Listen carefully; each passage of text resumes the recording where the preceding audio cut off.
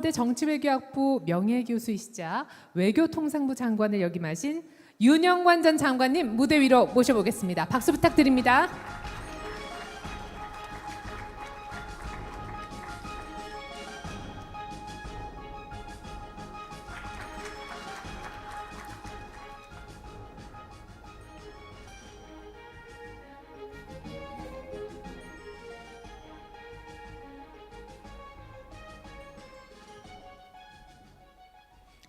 안녕하십니까. 방금 소개받은 윤영관 교수입니다. 아주 시적절한 그 주제를 가지고 이렇게 귀한 토론의 자리를 마련하신 한국일보 측에 감사드리고 초대해 주신 것을 영광으로 생각합니다. 워낙 저희들이 당면하고 있는 위기 자체가 어찌 보면은 패러다임이 변하는 수십 년 만에 오는 그러한 변화에 직면하고 있기 때문에 굉장히 혼란스럽고 또 문제 자체가 어렵습니다. 저도 이 코로나 위기가 시작이 된 이후로 계속해서 이 문제를 생각을 해오고 있습니다만은 굉장히 중요하고도 심각하고 또 우리 한국 사람들의 관점에서 일종의 패러다임 전환이 사고와 행동에 또는 모든 것에 변환이 필요한 시점이 아닌가 하는 그런 생각이 듭니다. 제가 말씀드리고자 하는 주제는 지금 현재 세계 질서가 어떻게 돌아가고 있는지를 중심으로 말씀드리고, 그 세계 질서라고 하는 것은 세 가지 측면에서 살펴볼 수가 있겠습니다. 하나는 세계 경제 질서, 그 다음에는 세계 외교 군사 질서, 그리고 정치 이념 질서, 이 세 가지 측면에서 주로 미국과 중국 간의 갈등, 미중 갈등을 중심으로 해서 좀 설명을 드리고자 합니다. 제가 보기에 세계 경제는 지금 과거 70여 년의 경제 질서를 벗어나서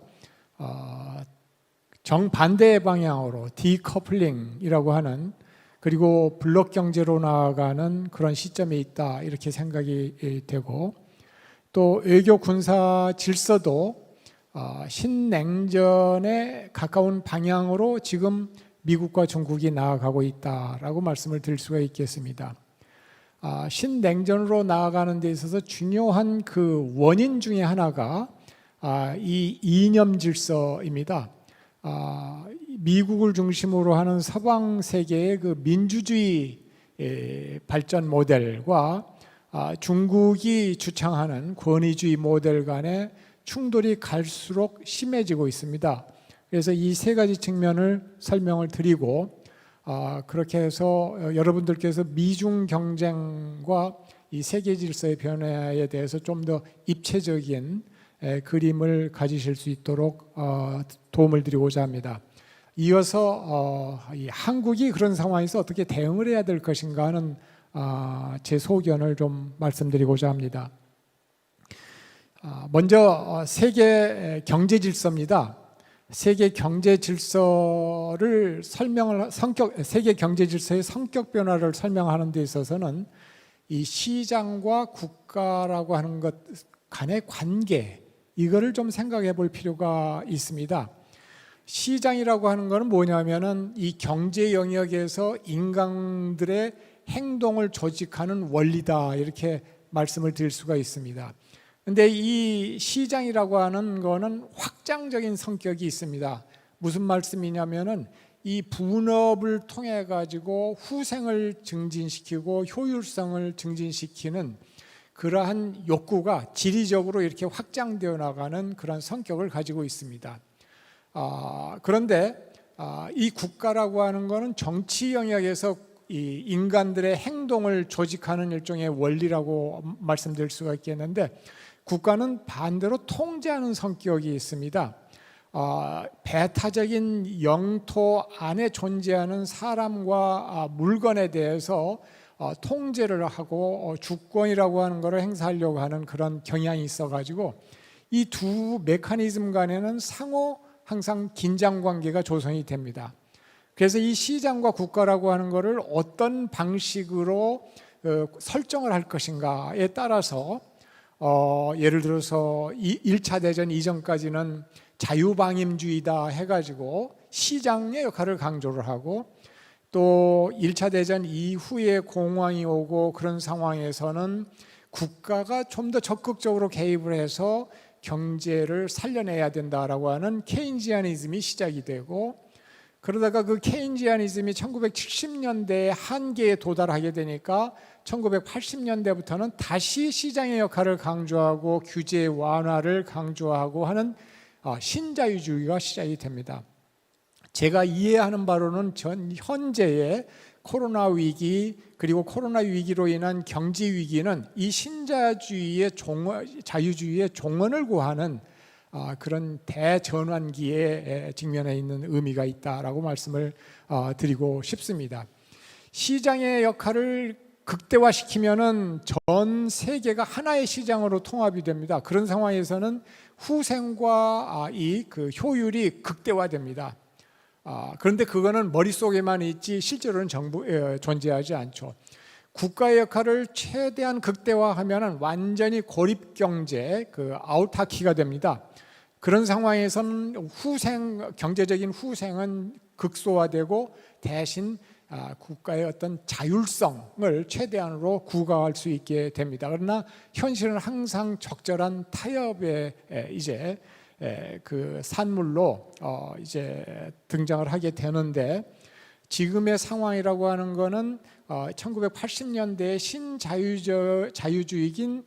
자유주의적인 시장과 국가 관계를 완전히 새로운 관계로 설정하는 시점. 그러나 앞으로 다가오는 그러한 시장 국가 관계는 어떤 방식이 될지에 대해서는 대안이 없는, 대안을 모색 중인 그런 상황이다 말씀을 드릴 수가 있겠습니다. 그래서 지금 현재 진행되고 있는 세계 경제 질서의 가장 중요한 특징은 디커플링입니다. 코로나19로 인해서 국가 역할이 대단히 강화가 되었습니다. 예를 들어서 전염병의 전파를 막기 위해서 록다운을 하고, 그 다음에 국가 간의 이동을 통제하는 봉쇄 정책을 펼쳤습니다. 굉장히 중요한 역할을 국가가 강제적으로 강요하게 됐다라고 하는 것이죠. 근데 이러한 국가 역할의 강화가 단순히 거기에서 그치지 않고 앞으로도 상당한 어떤 그런 상당 기간 지속이 될 그런 가능성이 농후합니다. 그래서 이 국가가 전 세계 차원에서 통합이 이루어지고 상호 의존이 되어 있었던 그런 상태를 인위적으로 차단하기 시작합니다. 그걸 우리가 디커플링이라고 얘기를 할 수가 있겠는데요. 미국은 미중 무역 전쟁을 하면서 이미 디커플링을 시작을 했습니다. 이 그래프를 잠깐 보시면은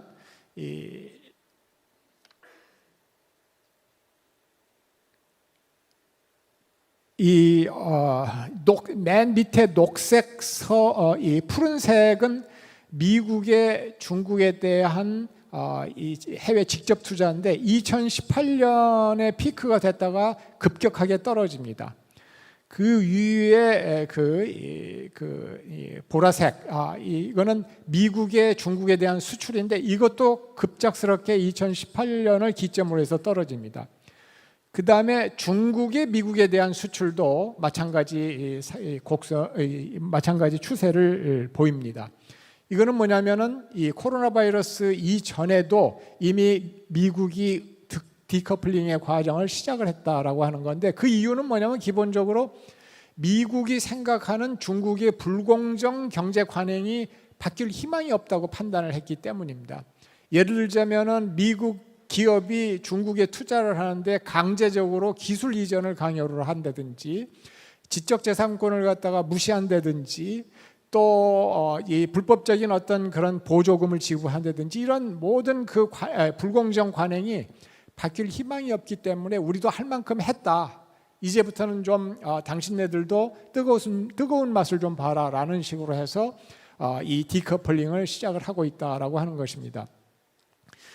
게다가 그 코로나 팬데믹이 오면서 미국이 아주 중요한 물자를 중국에 의존하는 것이 얼마나 위험한 것인가를 갖다가 깨닫기 시작합니다. 예를 들어서 미국의 항생제 그 수요의 97%를 중국에서 수입을 하고 있습니다.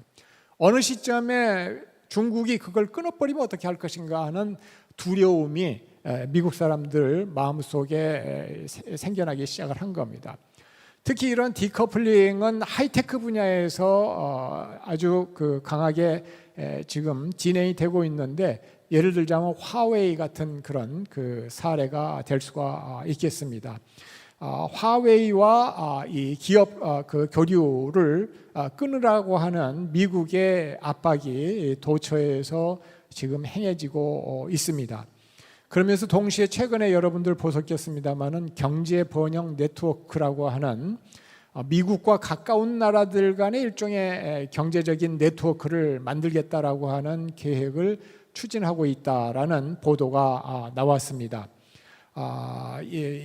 이제 예를 들어서 베트남, 인도 이런 나라들과 함께 그러한 이 네트워크를 추진하겠다라고 하는 건데, 여기는 보면 좀 역설적입니다. 왜냐하면은 TPP에서 빠져나간 미국이 이거를 다시 만들겠다라고 하는 게 앞뒤가 안 맞는 그런 그 느낌이 드는데, 어찌 됐든 이거를 지금 미국이 추진을 하겠다라고 그러고 있고, 주변에 그 미국과 가까운 나라들은 선택을 강요받는 그런 상황이 다가오고 있습니다. 중국도 중국 나름대로 디커플링을 진전을 해왔습니다.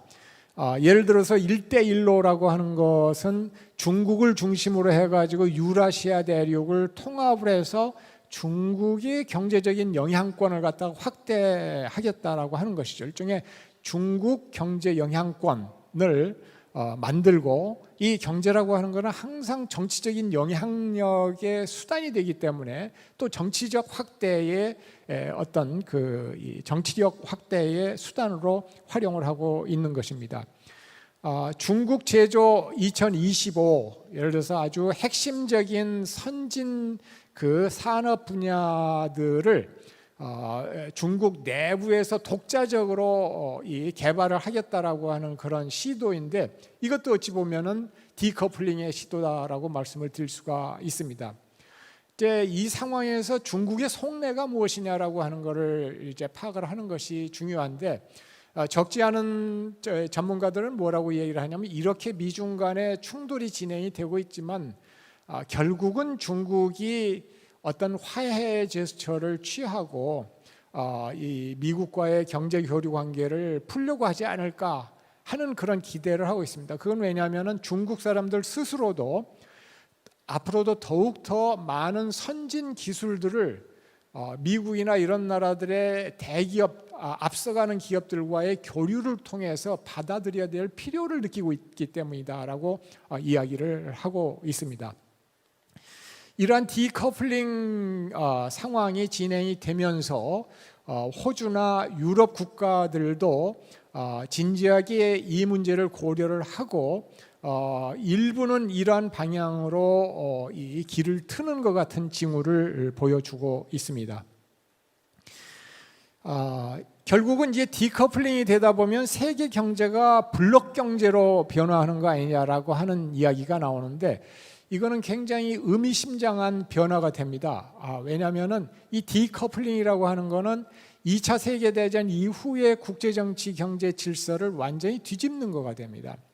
2차 대전 이후에 1944년 브레튼 우즈 체제가 만들어졌을 당시에 정책 결정자들이 이 브레튼 우즈 체제의 창시자들이 머릿속에 염두에 댔던 거는 뭐냐면은 전강기, 그러니까 1930년대의 그 잘못을 반복하지 말자라고 하는 거였습니다. 그건 뭐냐?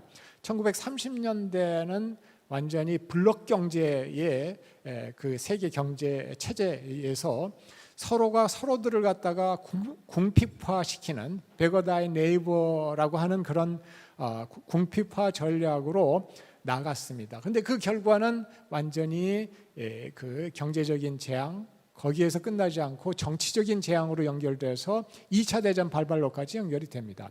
절대로 그래서는 안 되겠다. 그래서 전 세계적인 차원에서 자유무역이 중요하고 블록 경제를 막기 위해서는 이 무차별 원칙을 무역 질서에서 실행을 해야 되고 하는 그런 거였는데, 이걸 완전히 뒤집어서 옛날 이 1930년대로 되돌아가는 방향으로 지금 틀고 있는 겁니다. 이 아주 그 의미심장한 그 바람직하지 않은 그런 방향인데, 이거는 또 동시에 무엇을 의미하느냐면은 사람들이 서로 경제적으로 의존하게 되면, 경제적인 상호 의존을 하게 되면 국가들 간에 평화가 증진된다라고 하는 일종의 국제 정치에서의 일종의 그 태제가 있습니다.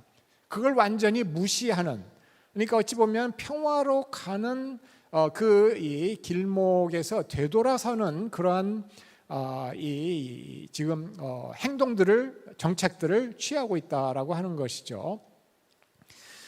그래서 이 우려되는 거는 이 디커플링이 심화되고 실제로 실현이 된다면은 1930년대처럼 블록 경제 체제로 나가고 블록과 블록이 대결이 되다 보면 이것이 군사적인 대결로도 나가는 거 아니냐라고 하는 그런 이 우려를 자아내고 있습니다. 그러니까 모든 국가들에게 나쁜 선택의 방향으로 지금 가고 있다라고 하는 말씀이죠.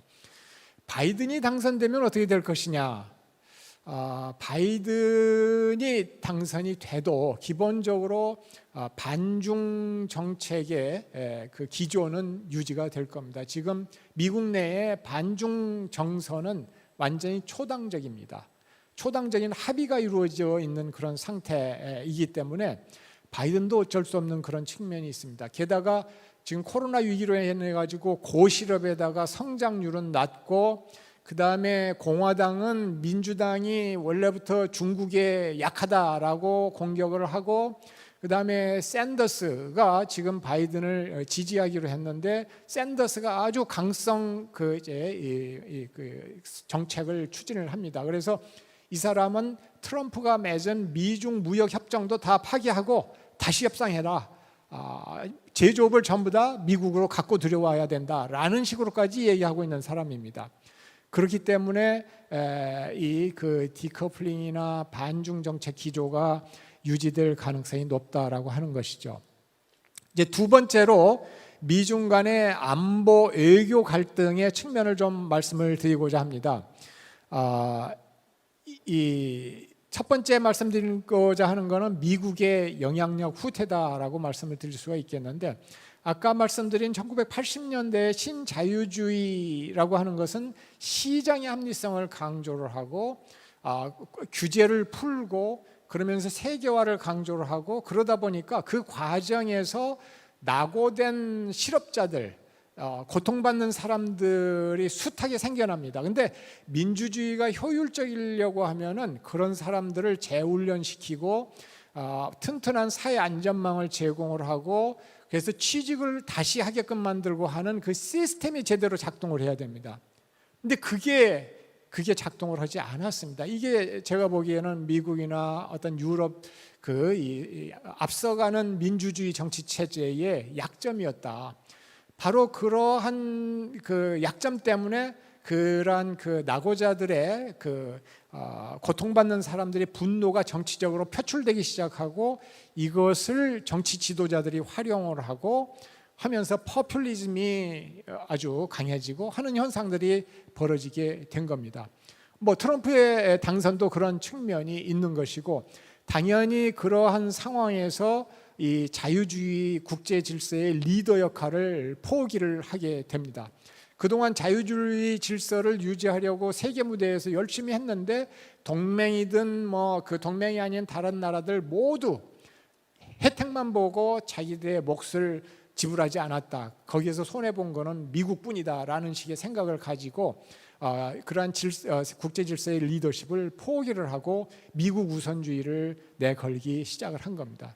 그러면서 동맹도 별 중요하지 않다. 그래서 동맹 관계가 흔들리고 또 WTO라든지 WHO라든지 여러 다자 국제기구를 약화시키고 하는 그런 상황이 생겨납니다. 그러면서 국제적인 정치 무대에서 리더십이 없는 공백 상태가 지금 현재 정확한 국제정치의 실상이다, 이렇게 말씀드릴 수가 있겠습니다. 중국의 군사 외교의 전략적인 목표는 뭐냐라고 말씀을 드리자면은 중국은 1978년 9년부터 개혁 개방을 시작해가지고 거의 1년에 10%씩 경제 성장을 거의 30년 동안 해왔습니다. 그러다 보니 엄청나게 빠른 속도로 경제가 성장을 했는데요.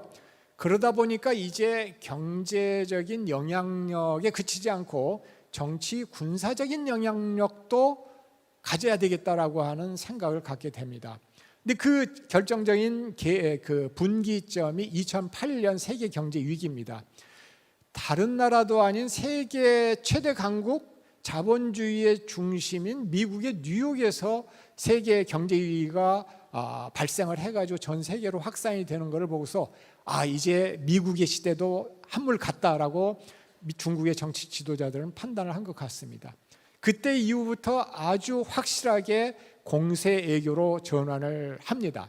그 공세 외교를 통해서 얻고자 하는 지금 목표는 뭐냐면은 아시아의 지역 패권을 확보하겠다라고 하는 것입니다. 그래서 남중국해를 자기네 영해다라고 얘기를 하고 한반도에서 아시아 세력이 아닌 다른 세력의 영향력을 밀어내고 1대1로를 추구해가지고 중국 주도로 유라시아를 통합을 하면서 유럽을 미국으로부터 떼어내려고 하는 그러한 시도를 하고 있다라고 하는 것입니다.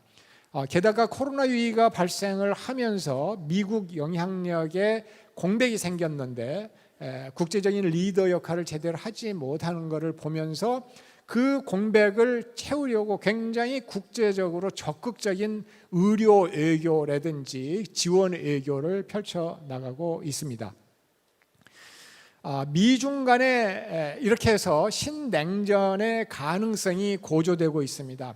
이제 여러 가지 의견이 갈립니다만 이거는 과거 미소 간의 냉전하고 그 차원이 다르다. 그러니까 신냉전으로 갈 가능성은 별로 없다라고 얘기하시는 분들도 계십니다만 제가 보기에는 그쪽에 접근하는 방향으로 지금 가고 있다라고 말씀드릴 수가 있겠는데, 왜냐하면은 옛날에는 공산주의 대 민주주의라고 하는 그런 이념이 있었다면 요즘에는 이 자본주의 시장경제 모델 대 또는 민주주의 경제발전 모델 대 중국식의 권위주의적인 국가 주도형의 발전 모델, 그 두 가지 이념이 서로 부딪히고 있는 형국입니다.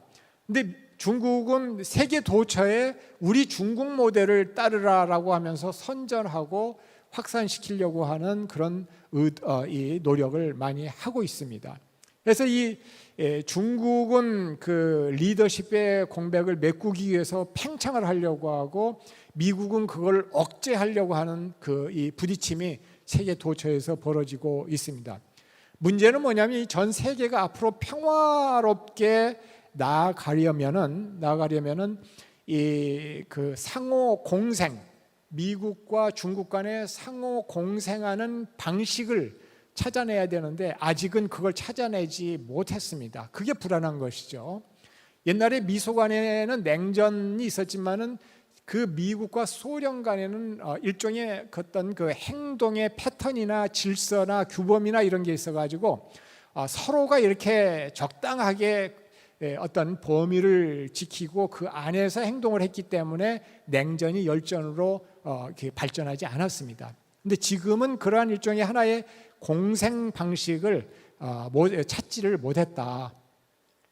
그래서 평화가 확실하게 보장되어 있는 것은 아니다라고 볼 수가 있는데 어떤 학자는 그 하버드 대학의 어떤 학자는 그렇게 얘기를 합니다. 투키디데스 트랩이라고 하는 이 얘기를 하면서 상승 세력하고 기존 세력 간의 이 대결 과정을 지난 500년 동안 16개 사례를 분석을 하니까 그게 평화적으로 전쟁을 하지 않고 끝난 게 25%, 16개 사례 중에서 4개 사례밖에 없었다라고 얘기를 합니다. 그 맥락에서 비추어 보면 미중 간에 평화적으로 공생할 수 있는 확률은 25%라고 하는 얘기죠. 그런 세상에서 지금 우리가 살고 있습니다. 물론 이제 양국이 다 핵무기를 가지고 있기 때문에 그게 억제 효과가 있습니다. 서로 신중하게 만드는 어쨌든 그런 상황인데 만약에 그런 상호 공생 방식을 찾지 못하면 1930년대처럼 파국으로 갈 가능성을 배제할 수가 없다라고 하는 말씀을 드리겠는데 이 미중 간의 그 갈등과 이 경쟁과 관련해 가지고 미국의 약점은 뭐냐? 미국은 엄청난 파워를 가진 잠재력을 가진 그런 나라입니다. 그럼에도 불구하고 약점이 있습니다. 그거는 뭐냐면 국내 정치의 분열과 양극화입니다. 일종의 도메스틱 가버넌스라고 얘기할 수가 있겠는데 굉장히 양극화되어 있어가지고 어떤 사람들은 그렇게까지 얘기를 합니다. 미국은 더 이상 대전략이라고 하는 것을 밀고 나갈 수 있는 국내적인 기반이 없다라고까지 얘기를 합니다. 왜냐? 서로 분열이 돼 있기 때문에 통합이 안 돼 있기 때문에 대전략을 추구하지 못한다라고 하는 얘기까지 하는 사람이 있을 정도로 분열이 돼 있다. 장기적으로 국가 발전을 위해서 중요한 프로젝트를 추진을 해야 되는데 거기에 합의하기가 힘든 그런 상황입니다. 그런 미국의 약점이 있습니다. 그 다음에 중국의 경우에는 결정적인 약점이 뭐냐면은 지금 저성장 기조로 코로나 바이러스 위기 때문에 갈 수밖에 없게 됐는데 올해 뭐 1% 성장 또는 뭐 0% 성장을 예측하는 사람들이 나오고 있습니다. 이제까지 6%대의 성장을 하다가 그렇게 떨어지면은 무슨 문제가 발생을 하느냐면은 중국 공산당 정부의 정통성에 문제가 생기게 됩니다. 왜냐? 공산당 정부의 정치적인 정통성은 우리가 당신네들한테 정치적인 자유는 주지 않지만 잘 먹고 살 수 있게 해줄 테니까 우리를 지지해달라. 이게 일종의 통치의 정통성이었습니다. 그런데 이제 잘 먹고 살게 해주겠다라고 하는 약속이 무너졌을 때 과연 길거리에 내몰린 노동자들, 농민공들이 어떻게 행동을 할 것인가 하는 문제, 중산층들이 어떤 반응을 보일 것인가 하는 문제는 굉장히 중요한 앞으로의 그 관찰해봐야 될 이슈다라고 하는 말씀입니다. 국제적으로 아주 야심적인 1대1로를 재원 조달을 제대로 할 수 있을 것인가 그런 것도 문제고요.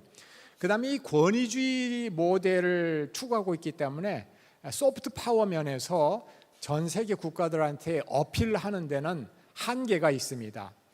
국제사회들이 요즘에 반발을 하고 있고요. 또 그런 면에 대해서 중국은 또한 이 국내 소수민족과 대만, 홍콩 문제라고 하는 이 약점이 있습니다. 특히 홍콩 같은 경우에 요즘 아주 뜨거운 이슈가 되고 있습니다. 이 세 번째 정치 이념 질서와 관련해 가지고 중국의 권위주의 모델을 좀 말씀드리자고 하면은 이 후진타오 그리고 장점인 시대까지만 하더라도 기본적으로 정치 지도자들이 경제 발전을 쭉 하면서 정치적으로도 개방을 할 수 있다라고 하는 그런 생각을 가지고 있었습니다. 그래서 서서히 이렇게 조금 그 정치적인 개방의 방향으로 가는 측면들이 있었습니다. 그런데 시진핑 주석이 들어서고 나서는 그런 믿음을 버리고 점진적인 정치 개혁은 불가능하다. 만약에 경제 성장을 하면서 점진적인 정치 개혁을 하게 되면 소련처럼 된다라고 하는 생각을 갖습니다. 그러니까 정치적으로 해체될 가능성이 있기 때문에 그거를 염두에 두고 있기 때문에 더욱더 세게 통치를 하는 방향 그런 경향이 생겨나고 있고 이것이 가지고 오는 부작용이 또 역설적으로 존재한다라고 하는 말씀입니다. 그래서 이런 이념에서 이 부딪히는 측면이 미중 간의 갈등의 중요한 원인으로 등장을 하고 있다. 제가 아는 미국의 전문가 한 사람은 미국이 결정적으로 중국에 대한 기대를 버린 거는 3년 전인가요? 중국의 헌법을 바꿔가지고 시진핑 주석이 영구 집권할 수 있도록 하는 기반을 만들었을 때다라고 하는 그런 얘기를 한 걸 들었습니다. 그러니까 과거에 기대했던 포용을 하고 협력을 하면은 서구화되고 민주화되고 개방화되고 할 것이다라고 하는 기대가 완전히 무너졌다라고 하는 생각을 하게 됐다라고 하는 것입니다. 그 다음에 이 권위주의 모델의 또 하나 문제점은 일국양제 모델하고 이렇게 충돌한다라고 하는 겁니다. 그 사례는 홍콩의 경우 지금 보안법 제정으로 한참 문제가 되고 있는데 이걸 보시면 너무 잘 알 수가 있고요.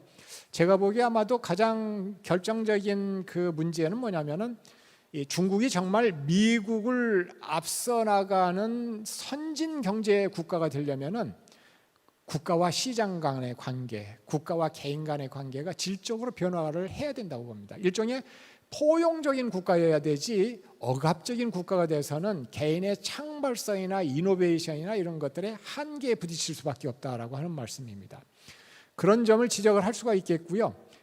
미국의 한계는 뭐냐면 아까도 잠깐 말씀드렸습니다마는 신자유주의의 후유증으로서 낙오된 예를 들어서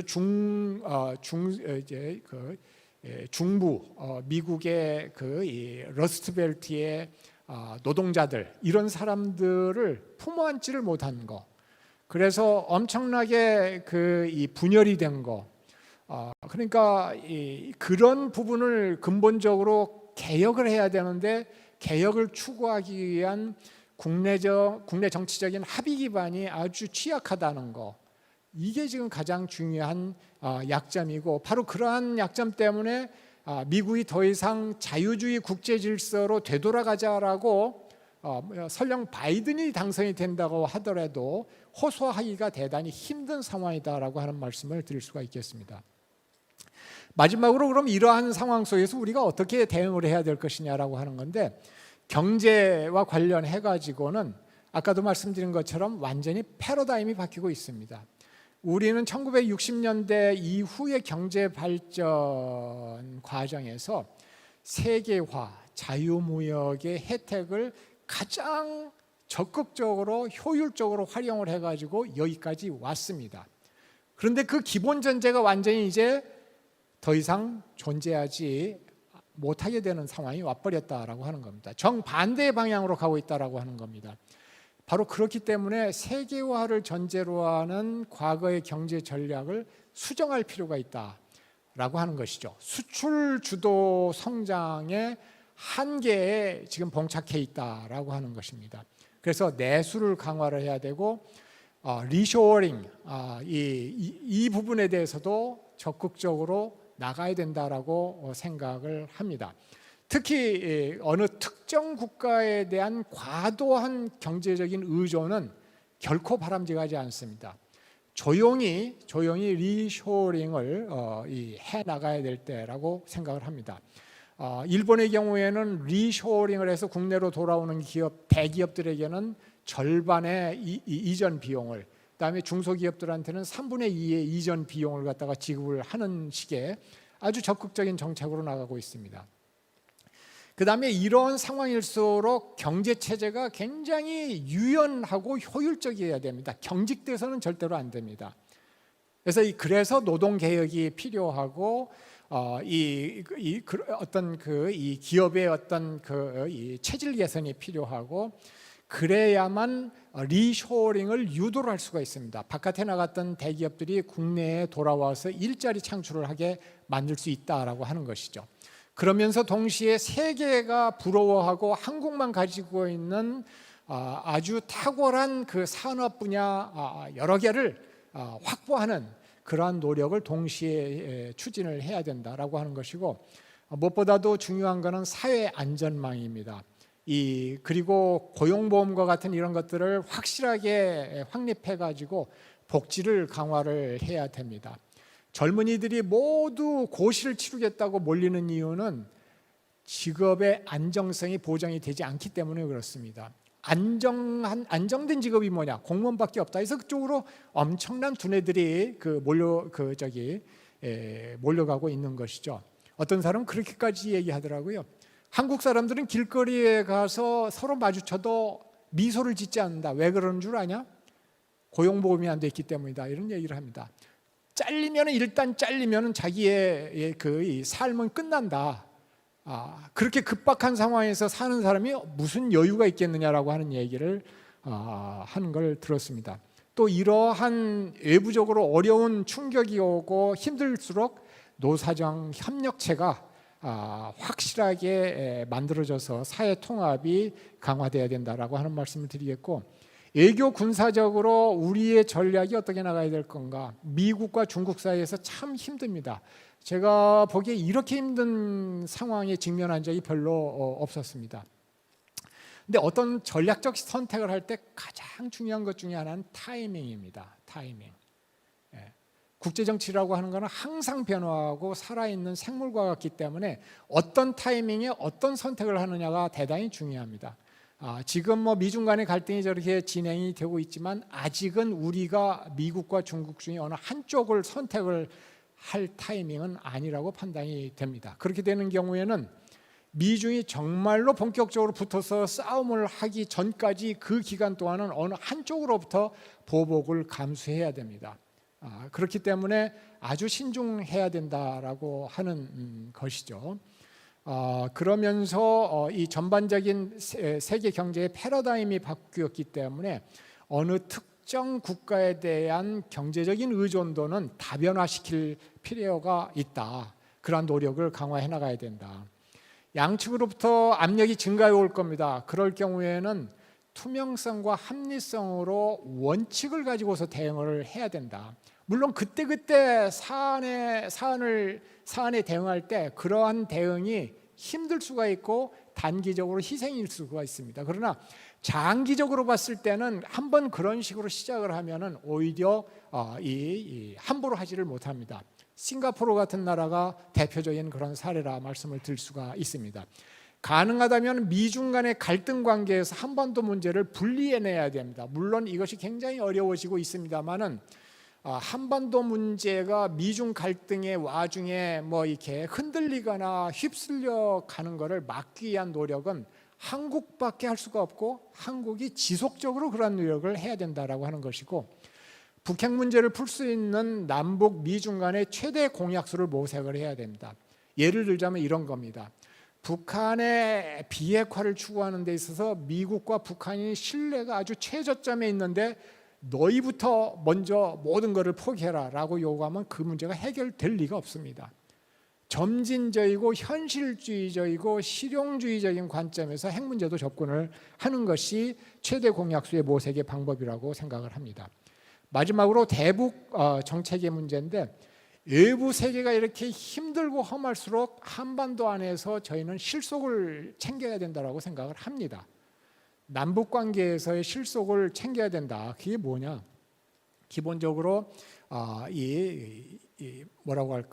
지금 이 핵 문제 때문에 그 제재가 가해져 있는 상황에서 남북 협력이 가능한 어느 특정 분야를 선택을 해야 됩니다. 그래서 집중을 해야 되는 것이 오히려 현실성이 있고 현명하다, 저는 그렇게 봅니다. 남북한 간의 모든 다른 그 경제 협력을 다 하겠다라고 하기보다는 선택을 해서 집중을 하자. 그걸로 저는 보건 의료 협력을 추천을 하고 싶습니다. 더구나 한국이 K 방역을 통해 가지고 국제적으로 이미지가 아주 좋고 또 의료 외교를 지금 활발하게 진행이 되고 있기 때문에 국제사회와 미국을 설득하기에 아주 좋은 찬스라고 생각을 합니다. 경청해 주셔서 감사합니다.